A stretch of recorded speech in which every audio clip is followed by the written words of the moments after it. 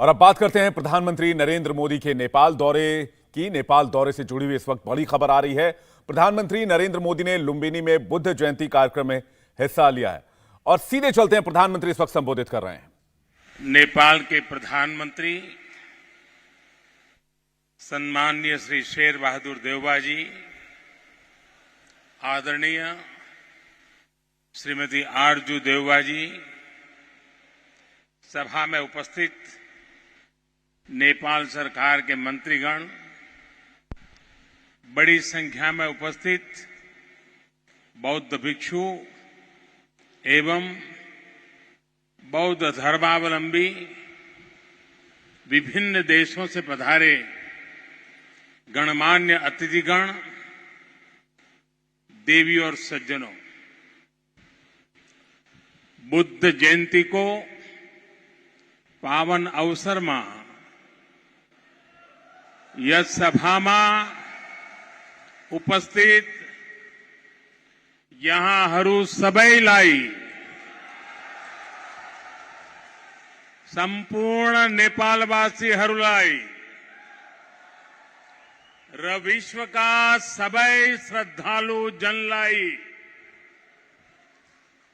लुम्बिनीको पवित्र भूमिबाट बुद्ध पूर्णिमाको धेरै धेरै शुभकामना।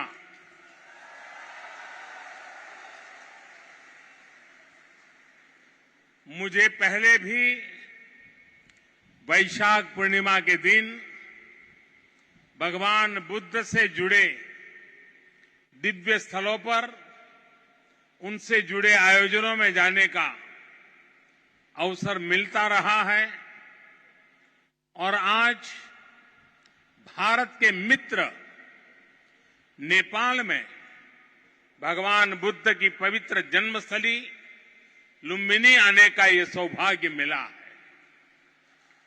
कुछ देर पहले माया देवी मंदिर में दर्शन का जो अवसर मुझे मिला, वो भी मेरे लिए अविस्मरणीय है। वो जगह जहां स्वयं भगवान बुद्ध ने जन्म लिया हो, वहां की ऊर्जा, वहां की चेतना, ये अलग ही एहसास है। मुझे देखकर भी खुशी हुई कि इस स्थान के लिए 2014 में मैंने महाबोधि वृक्ष की जो सैपलिंग भेंट की थी, वो अब विकसित होकर एक वृक्ष बन रहा है। साथियों, चाहे पशुपतिनाथ जी हो, मुक्तिनाथ जी हो, चाहे जनकपुर धाम हो या फिर लुम्बिनी में जब जब नेपाल आता है, नेपाल अपने आध्यात्मिक आशीर्वाद से मुझे कृतार्थ करता है। साथियों, जनकपुर में मैंने कहा था कि नेपाल के बिना हमारे राम भी अधूरे हैं।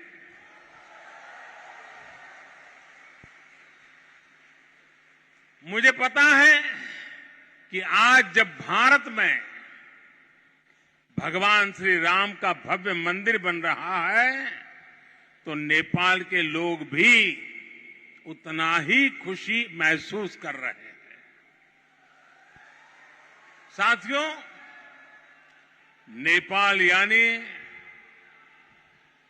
दुनिया के सबसे ऊंचे पर्वत सागर माथा का देश। नेपाल यानी दुनिया के अनेक पवित्र तीर्थों, मंदिरों और मठों का देश।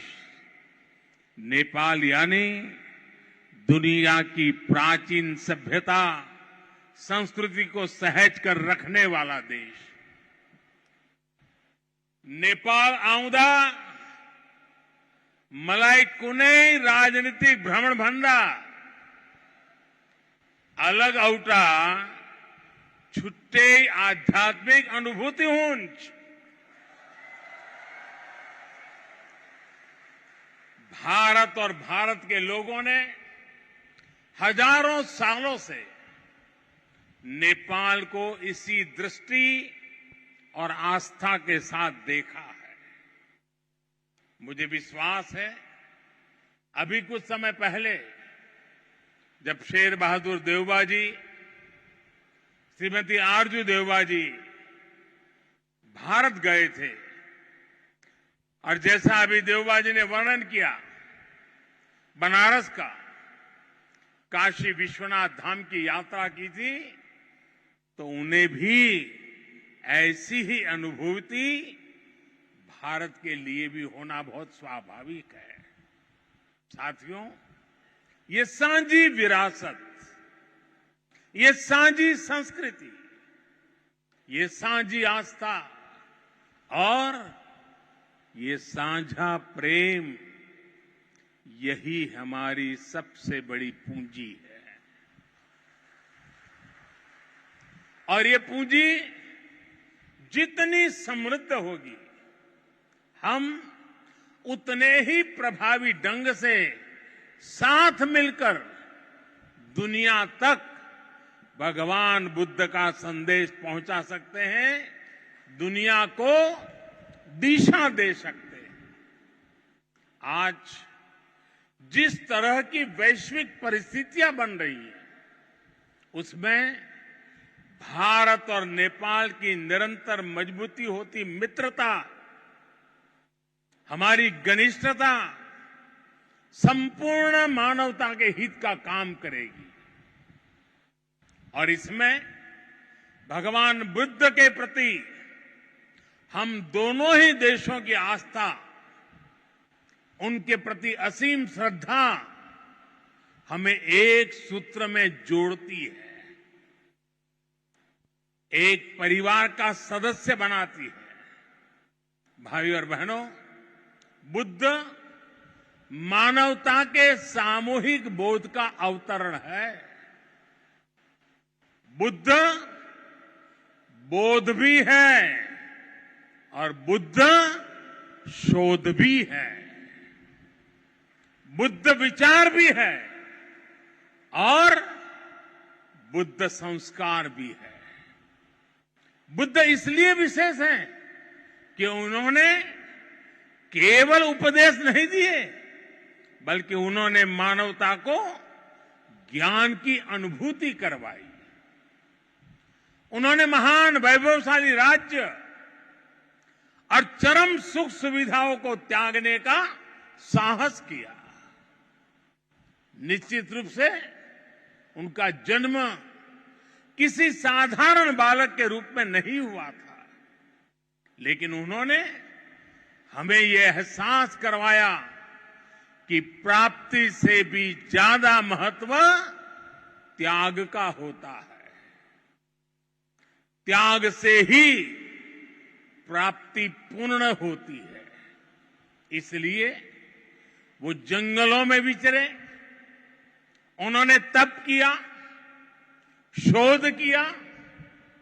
उस आत्मशोध के बाद जब वो ज्ञान के शिखर तक पहुंचे, तो भी उन्होंने किसी चमत्कार से लोगों का कल्याण करने का दावा कभी नहीं किया, बल्कि भगवान बुद्ध ने हमें वो रास्ता बताया जो उन्होंने खुद जिया था। उन्होंने हमें मंत्र दिया था, अप्पदीपो भव भिक्खवे, अप्पदीपो भव भिक्खवे, परीक्ष भिक्षवो, ग्राह्यम मद बचो न तू गौरवाद। अर्थात अपना दीपक स्वयं बनो, मेरे वचनों को भी मेरे प्रति आदर के कारण ग्रहण मत करो, बल्कि उनका परीक्षण करके उन्हें आत्मसात करो। साथियों, भगवान बुद्ध से जुड़ा एक और विषय है जिसका मैं आज जरूर जिक्र करना चाहता हूं। वैशाख पूर्णिमा का दिन लुम्बिनी में सिद्धार्थ के रूप में बुद्ध का जन्म हुआ। इसी दिन बौद्ध गया में वो बोध प्राप्त करके भगवान बुद्ध बने और इसी दिन कुशीनगर में उनका महापरिनिर्वाण हुआ। एक ही तिथि, एक ही वैशाख पूर्णिमा पर भगवान बुद्ध की जीवन यात्रा के ये पड़ाव केवल संयोग मात्र नहीं था, इसमें बुद्धत्व का वो दार्शनिक संदेश भी है जिसमें जीवन, ज्ञान और निर्वाण तीनों एक साथ है, तीनों एक साथ जुड़े हैं। यही मानवीय जीवन की पूर्णता है और संभवतः इसीलिए भगवान बुद्ध ने पूर्णिमा की इस पवित्र तिथि को चुना होगा। जब हम मानवीय जीवन को इस पूर्णता में देखने लगते हैं तो विभाजन और भेदभाव के लिए कोई जगह नहीं बचती। तब हम खुद ही वसुधैव कुटुंबकम की उस भावना को जीने लगते हैं जो सर्वे भवन्तु सुखिनः से लेकर भवतु सब्ब मंगलम, भवतु सब्ब मंगलम के बुद्ध उपदेश तक झलकती है। इसलिए भौगोलिक सीमाओं से ऊपर उठकर बुद्ध हर किसी के हैं, हर किसी के लिए है। साथियों, भगवान बुद्ध के साथ मेरा एक और संबंध भी है जिसमें अद्भुत संयोग भी है और जो बहुत सुखद भी है। जिस स्थान पर मेरा जन्म हुआ, गुजरात का वडनगर, वहां सदियों पहले बौद्ध शिक्षा का बहुत बड़ा केंद्र था। आज भी वहां प्राचीन अवशेष निकल रहे हैं जिनके संरक्षण का काम जारी है। और हम तो जानते हैं हिंदुस्तान में कई नगर ऐसे हैं, कई शहर, कई स्थान ऐसे हैं जिसको लोग बड़े गर्व के साथ उस राज्य के काशी के रूप में जानते हैं। भारत की विशेषता रही है और इसलिए काशी के समीप सारनाथ में मेरी आत्मीयता आप भी जानते हैं। भारत में सारनाथ, बोध गया और कुशीनगर से लेकर नेपाल में लुम्बिनी तक ये पवित्र स्थान हमारी सांझी विरासत और सांझे मूल्यों का प्रतीक है। हमें इस विरासत को साथ मिलकर विकसित करना है और आगे समृद्ध भी करना है। वही बुद्ध के वास्तविक अनुयायी हैं। इसी भाव को लेकर आज हमें पूरी मानवता के लिए काम करना है। इसी भाव को लेकर हमें संसार में मैत्री भाव को मजबूत करना है। भारत र नेपाल बीच को मित्रता ले यस मानवीय संकल्प लाई पूरा कर यसई गरी मिलेर काम गरी हने कुरामा मलाई पूर्ण विश्वास है। इसी भावना के साथ आप सभी को एक बार फिर से वैशाख पूर्णिमा की अनेक अनेक शुभकामनाएं। नमो बुद्धाय, नमो बुद्धाय, नमो बुद्धाय। धेरै धेरै धन्यवाद। बुद्ध की जन्मस्थली में प्रधानमंत्री नरेंद्र मोदी को आप सुन रहे थे। प्रधानमंत्री नरेंद्र मोदी साफ साफ कह रहे थे कि बुद्ध के विचारों को आज विश्व को फॉलो करने की जरूरत है। बुद्ध के विचारों पर आज दुनिया को चलने की जरूरत है और बुद्ध ने जो उपदेश अपने समय में दिए वो आज भी प्रासंगिक हैं। बुद्ध बौद्ध भी हैं, बुद्ध शोध भी हैं, बुद्ध विचार भी हैं, बुद्ध संस्कार भी हैं। ये बहुत बड़ी बातें हैं बुद्ध को लेकर जो प्रधानमंत्री नरेंद्र मोदी ने कही है। साफ तौर पर प्रधानमंत्री नरेंद्र मोदी ये बताने की कोशिश कर रहे हैं कि बुद्ध के विचारों पर अगर दुनिया चलेगी तो शांति और विकास का मार्ग आसानी से अपनाया जा सकता है।